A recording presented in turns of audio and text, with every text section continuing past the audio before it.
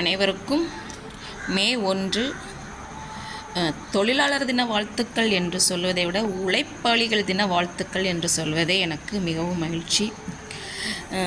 இங்கே உழைப்புக்கேற்ற ஊதியம் கிடைக்கிறதா என்றால் இல்லை என்று தான் சொல்ல வேண்டும்.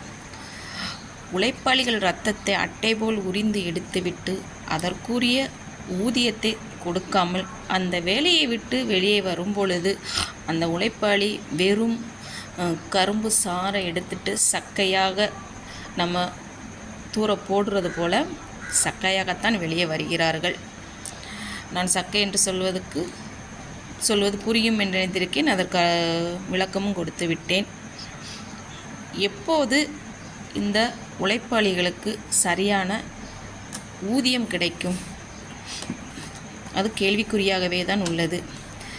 நம்ம தமிழ்நாடு அரசு இந்த உழைப்பாளிகளுக்கு ஏற்ற ஊதியம் கொடுத்தாலும் இங்கே பல பேர் ரோட்டுகளில் பிச்சை எடுக்கிறது, கடன் தொல்லையால் தற்கொலை பண்ணுவது மற்றும் அவங்களோட வாரிசுகளுக்கு நல்ல கல்வியை கொடுக்க முடியாமல் இருப்பது, இதெல்லாம் இல்லாமல் ஆகிவிடும் என்று நினைக்கிறேன். எனக்கு தெரிந்ததை நான் சொல்லிட்டேன். உங்களோட கருத்தையும் கீழே கமெண்ட் பாக்ஸில் கமெண்ட் பண்ணுங்கள்.